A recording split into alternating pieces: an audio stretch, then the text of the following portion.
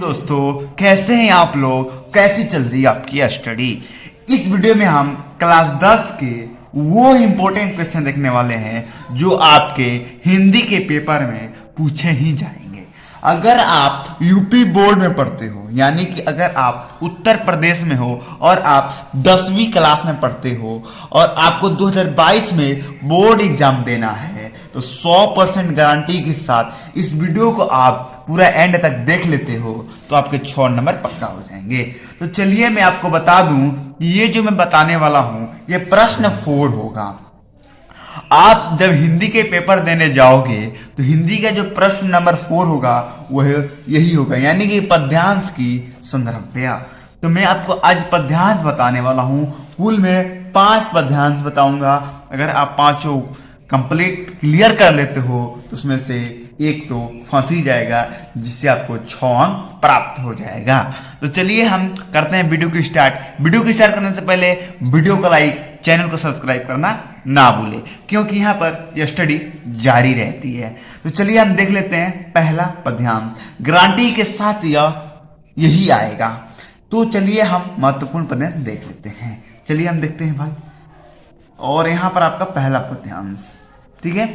देखो पहले समझो आप। देखो आपको पद्यांश याद करके नहीं जाना है, ठीक है। पहला जो है चरण कोमल बधो हरिराई, और यहां पर भी कुछ है जो मैंने नहीं लिखा है, बार बार बोलती ही पाई, ठीक है। देखो आपको पद्यांश याद करके नहीं जाना है, पद्यांश का अर्थ, संदर्भ और काव्य संदर्भ याद करके जाना है, क्योंकि आपके पद्यांश दे देगा और नीचे 3 प्रश्न पूछेगा, जो कि मैं आपको बता दूं, यहाँ पे बताना भूल गया मैं, जो कि अगर आप संदर्भ लिखते हो तो 1 नंबर, और अगर उसका व्याख्या करते हो तो 4 नंबर, और आप उसके काव्य संदर्भ लिखते हो तो 1 नंबर। टोटल आपको 6 अंक मिल जाएगा, ठीक है।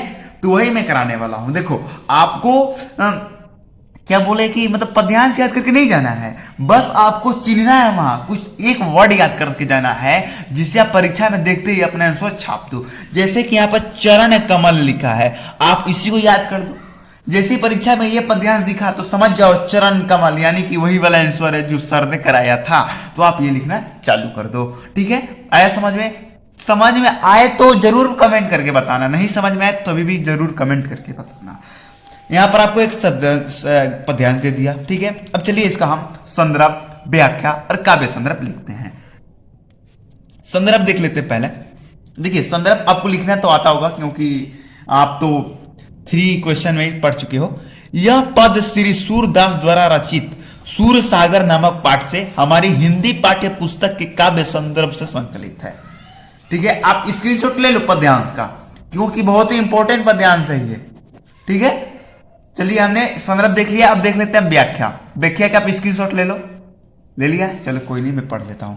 सूरदास चरण में वंदना करते हुए कहते हैं कि इनके चरणों में व्यापक रूप है। क्या है? व्यापक रूप है।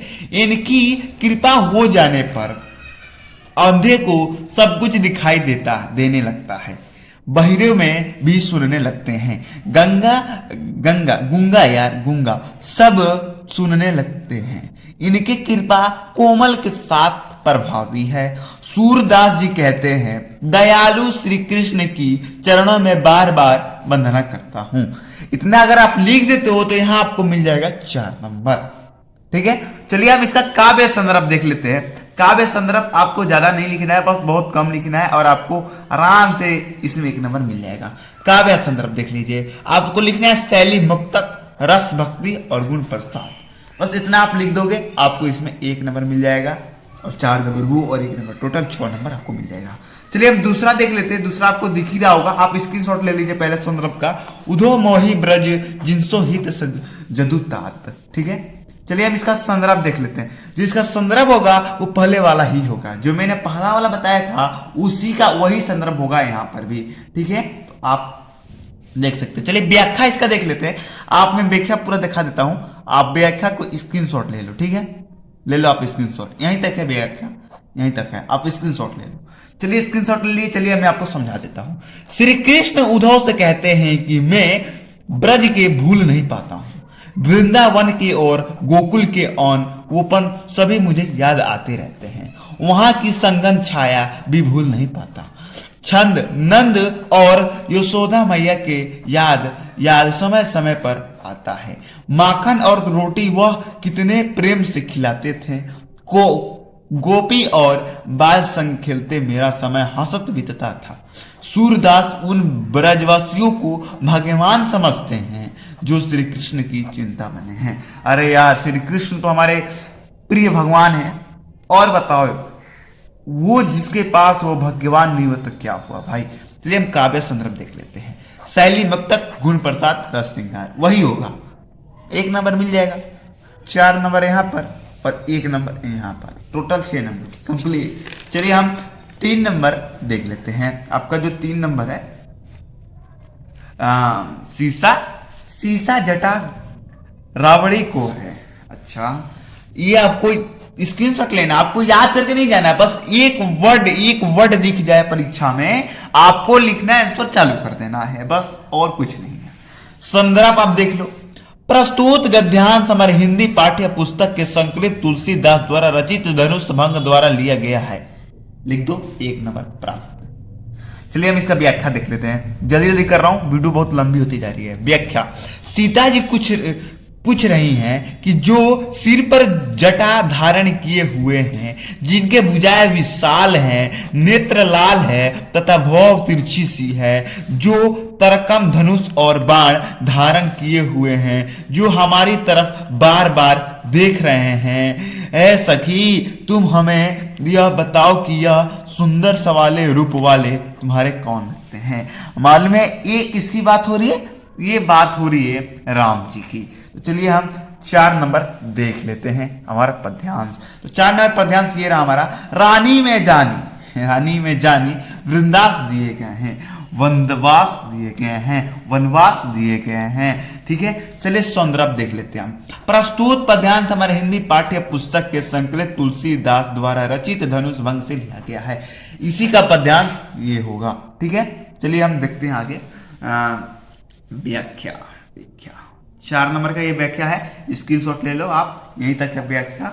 चलिए हम इसको भी देख लेते हैं। व्याख्या मैं समझा नहीं पा रहा हूं उतना, क्योंकि परीक्षा आपके बहुत नजदीक है। अगर मैं समझाने बैठ गया तो आपकी परीक्षा की तैयारी में नहीं करा पाऊंगा, समझ रहे हो आप। इसलिए मैं आपको पढ़ के भी बता दे रहा हूं, जो शब्द समझ में ना आए उससे आप अपने से लिख लोगे, और जो समझ में आए उसे स्क्रीनशॉट लेकर प्लीज लिख लेना, क्योंकि 90% लाना है। तो चलिए हम व्याख्या देख लेते हैं। वन गमन के समय रास्ते में स्थित एक गांव की स्त्री राम लक्ष्मण की कोमलता को देखकर कैकेयी को अज्ञानी और पत्थर से भी कठोर नारी बतलाती है। उसे सुकुमार राजकुमार के वनवास जाते समय तैनिक भी दया नहीं आई। है सखी, ये तीनों में आंखों में बसने योग्य हैं, तब इन्हें किस कारण वनवास दिया गया। ठीक है, चलिए हम इसका काव्य संदर्भ देख लेते हैं। काव्य संदर्भ, शैली मुक्तक, रस श्रृंगार, गुण मधुधर्या।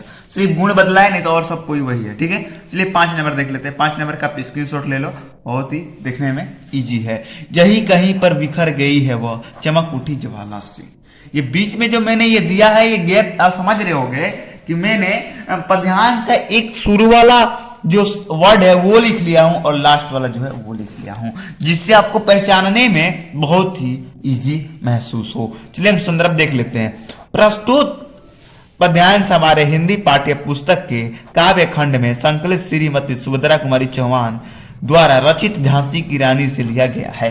ठीक है, इतना लिखने के बाद अब व्याख्या लिख देना। व्याख्या तो बहुत इसका इजी है।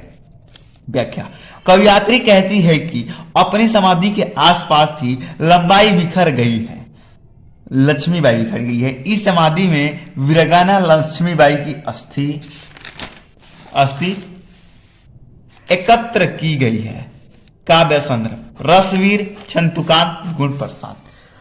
अगर मेरे से कोई गलती हुई होगी तो उसके लिए सॉरी, दिल से सॉरी। अगर वीडियो पसंद आई है तो वीडियो को लाइक और चैनल को सब्सक्राइब करना ना भूलें, क्योंकि इस चैनल पर यह स्टडी हमेशा जारी रहती है। ठीक है, तो चलिए अब मिलते हैं अगली वीडियो में। अगली वीडियो में मैं आपका आपका 6 नंबर फिर से पक्का कराने वाला हूं। ठीक है, 6 नंबर फिर से पक्का कराने वाला हूं। तो आप बन जाइए हमारे साथ, सब्सक्राइब कर लीजिए जल्दी से। तो चलिए मिलते हैं अगली वीडियो में, हमें इजाजत दीजिए, तब तक के लिए जय हिंद दोस्तों।